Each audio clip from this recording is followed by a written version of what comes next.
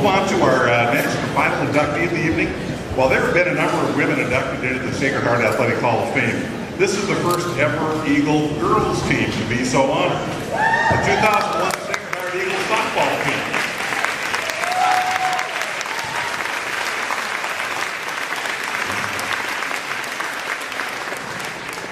The 2001 Sacred Heart Eagle softball team was a special group of young women and athletes and coaches who made an indelible mark in the Eagle record books.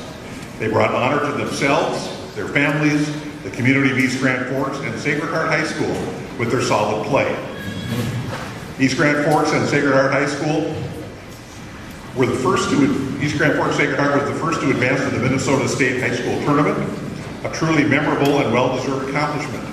Not only did they win the section title, but proved they belong among the best in the state with a victory and a shot at the consolation title for the entire state. What a year it was.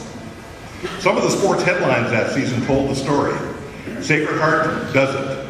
Eagles make history. A dream come true for Sacred Heart. Coach Mike Merritt knew he had good players, and the season proved them to be a great team as well, with many contributors to the unmatched success they achieved. After opening the season with a couple of tough losses, the Red Hot Eagles rattled off 20 straight wins. As one of the team commented after the second loss, well, we got that out of the way, let's just win the rest of them. And win they did. They did this all the way through the rest of the season. The section tournament at the Minnesota State High School Tournament, the Eagles showed that they could play with anybody. They beat Mountain Iron Buell 1-0. A day earlier, this team had lost to the eventual state champions in 13 innings, Mankato Loyola. In the Consolation Championship, the Eagles were just edged out by one run after being in the lead going into the last inning. So they were right there. They were among the best. Coach Merritt made comparisons of the 2001 Eagles team to the World Series champions Minnesota Twins of 1987. In the article entitled Wheaties Box Material, where Merritt was described as a baseball fanatic, which he is, and softball fanatic, he pointed out the similarities of these two great teams, the World Series Twins winners and the Sacred Heart Eagles of 2001. A small team exceeding expectations. New players coming in to fill the shoes of the 2000 softball team. And production from the entire lineup, and they made history. Sacred Heart Hall of Fame coach and huge Eagle fan Curly Gasper wrote about the 2001 team in the Grand Forks Herald, where he identified reasons and traits of the very successful Eagles. He pointed out that hard work, fundamentals, teamwork, and coaching resulted in a great team. The team improved with every game. And Coach Curley closed with this. Finally, the good Lord and prayer also helped. The team excelled in every phase of the game. They had dominant pitching, great fielding, and the bats came alive at just the right time. This was clearly demonstrated when the Eagles swept through the Section 8 tournament with 3 straight shutouts, a feat that had never been accomplished in Minnesota high school softball. They shut out everybody. While this team was the first to make it to the state tournament, they stood on the shoulders, and Tom Kaiser talked about this, they stood on the shoulders of previous teams and a strong tradition of Sacred Heart Eagle softball under Coach Merritt.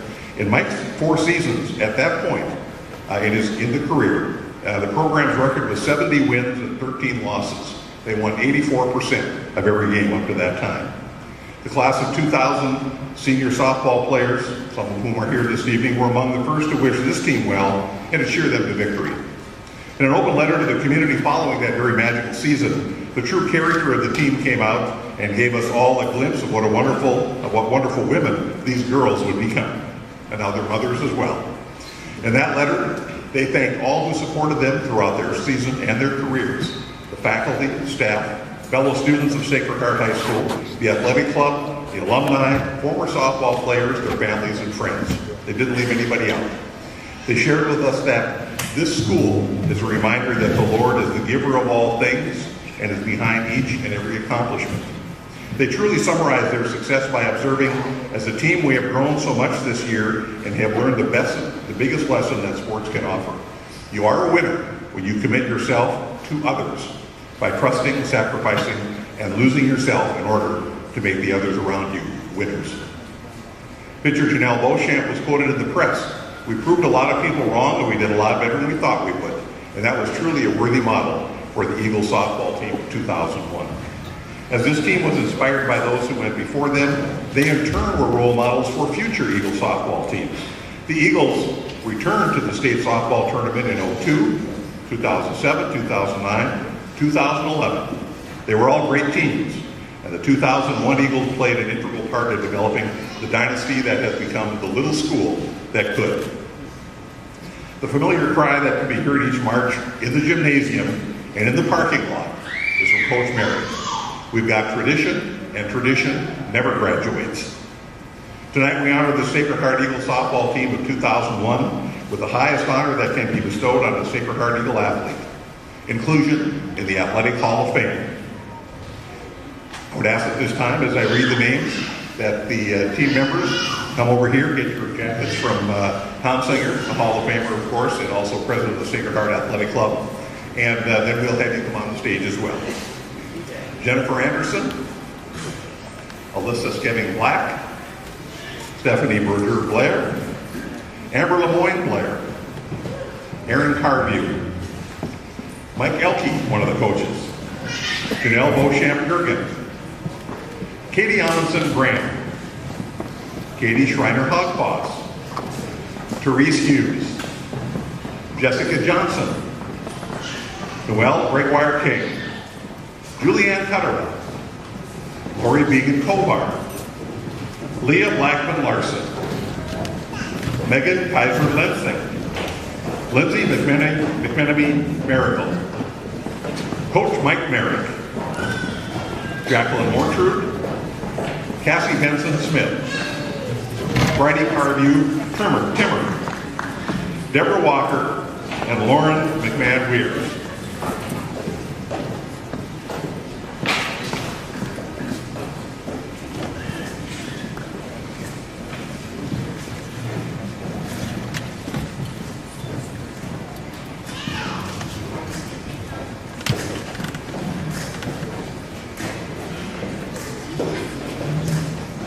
In true athletic fashion, Lauren broke her ankle playing softball. And she was safe at the plate. So there. She put the hurt on the catcher. So what I'd like to do again is take the microphone and I'll pass it down, and we will ask that you give us your name, number, and position. Jenny Anderson, number 10. I played second base, pitcher, wherever Mr. Merrick wanted me to go. Stephanie Broder-Blair, I played left field, number 8. Alyssa Skeving Black, I was number 3, and I played second base. Aaron Carview, number 34, right field. Amber Lemoyne Blair, outfield and first base. Oh, and 40. Janelle Beauchamp-Gergen, number 13, pitcher. Therese Hughes, number 5, center field. Noelle Gregoire King, third base, left side, strong side. Number 9. Katie Schreiner-Hogfoss, number 7, outfield and designated hitter. Lindsay McMenemy Miracle, number 18, right field. Julianne Cutterba, number 4, left field and first base. Leah Blackman-Larson, number 1, second base. Cassie Benson Smith, number 27, and I was shortstop. Jackie Mortrud, number 19, and I was outfield. Bridie Carview Timmer, number 24, first base. Lauren McMahon Wires, catcher, and number 15. Katie Amundsen Graham, and I was assistant to Mr. Merrick. Me.